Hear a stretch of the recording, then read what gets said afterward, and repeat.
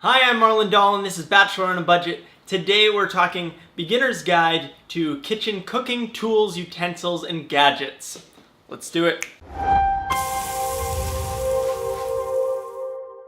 This video is for beginners who are just stocking their kitchens or who want to check out what I am using when I am making most of my recipes. So first off, we have a pot. Look at that. A small pot and a big pot. We need both, but all you need is two. One big one, this is great for like pasta and big stews. I just made some quinoa with this one, or for sauces.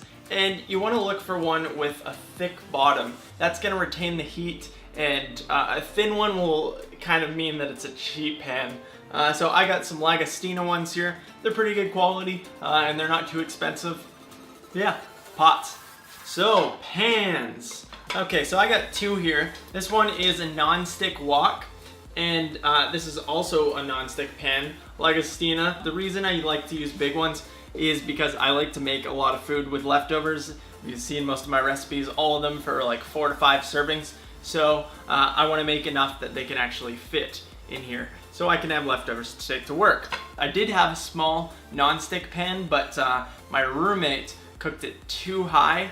And when you cook a Teflon pan too high, it kind of can release some of the chemicals in there, and you don't want to do that, and it takes away the non-stick. So don't leave your Teflon pans on your heat for too long, otherwise you'll cook the crap out of them. These are great. I do recommend just go with one of these to start. Either a good wok, you'll probably see one of these more likely, but a good non-stick wok is awesome to have as well. I actually have a third steel wok, but we don't need to talk about that, but they're awesome. Knives. You really only need two for most things. You need a paring knife. It's good for like fruit or small veggies or taking skin off, and not your own skin. And a good chef's knife. This is essential. Just one good chef knife. I believe this is Victorinox, but they make totally affordable blades. Oh, I'm lying. This is Villeroy and Bosch. Also a good knife. But look up Victorinox on Amazon. I know they got some great ones with tons of reviews. Stirring stuff. I highly recommend a spatula. This is great for getting out your sauces or whatever you have in your pan. I was just using it for some quinoa to scrape some stuff out. A flat one. I like to use a wooden one. You can also use a wooden spoon, but this is great for like eggs, for scraping it out with the scrambled eggs. But I use this for most things. Nice classic wooden, but you can go with a plastic one as well. Maybe not plastic, but silicone. A nice, quiet, I'm filming. What are these things called again? Flippers? Spatula?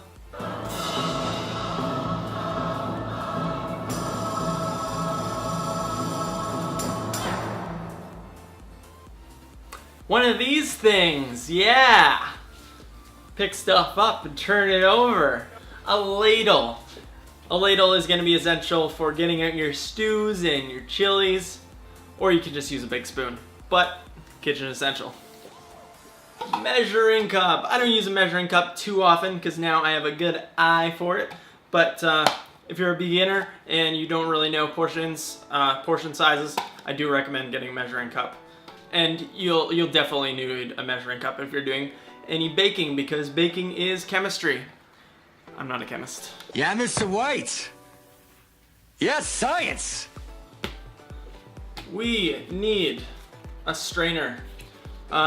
Whatever size strainer you have, but bigger is going to be better, because if you're washing a lot of lettuce or something for a nice salad, you're going to want something of decent size, and you need a strainer for whenever you're washing vegetables. So strainer is pretty essential. I do recommend going with the bigger one. I have a smaller one as well. That's great for like washing like rice and stuff, because these have a bit bigger holes, but definitely go with a big one. A mixing bowl. You need a mixing bowl. You can get one bigger, you can get one smaller, but this size works for me. This is just one of the ones that I have, but it does the majority of jobs. Just a cheap white plastic bowl. I'll use this for whenever I'm mixing in some like vegetables and adding in sauces or whatever. It's a mixing bowl, so lots of uses. Of course, we need a can opener, not a switchblade. But yeah, can opener. If you're making some hummus or need some tomato sauce opened up, gotta have a good can opener. And yeah, make sure it's a strong one. It's gotta feel good. If it's really light, it's probably not the best one. And we need a peeler. This is a really crappy one. I don't recommend getting something like this. It does the job. I recommend going with just like the basic stainless steel ones. They're awesome. Okay, and a slow cooker. Now, I haven't had too many slow cooker recipes yet, but I do intend on doing a bunch because I do love to use slow cooker, but for some reason I haven't, maybe just because it's summertime. But slow cookers are awesome. You can make so much in here. You can make nice roasts or great stews. You just can really toss everything in there, add your spices, add your seasoning, and it just works so nicely. You can come home after a long day's work, plop it in the morning, and then when you come home, you got a great meal. Or just on a nice Sunday morning, you put the stuff in. By the evening, you have an awesome meal with lots of leftovers, so great for meal prep. Meal prep Sunday. A good cutting board.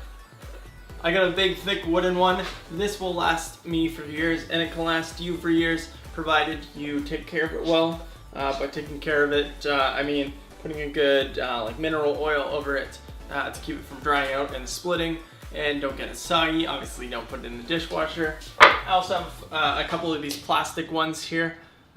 These are great for if you're cutting like onions or meat and you don't want to have it on your main cutting board. I kind of do everything on the wooden, but these are awesome if you have some chicken. You don't want to get your chicken all over your wooden one, or just having an extra around. And that's all for the basics. Hope you guys like this one. Just wanted to keep it simple with what I use on an everyday basis, but I think I'll also do one with a bit more advanced stuff, or stuff that I don't use every day, but that is still awesome to have and you can do some cool stuff with. So stay tuned for that. Thank you guys for watching. If this is your first time here, please hit the subscribe button. Helps me out, and you also will get notified of awesome new recipes and new videos. And leave a comment down below. Let me know what your staple items are that I didn't include, and let's have a conversation. Thanks, guys.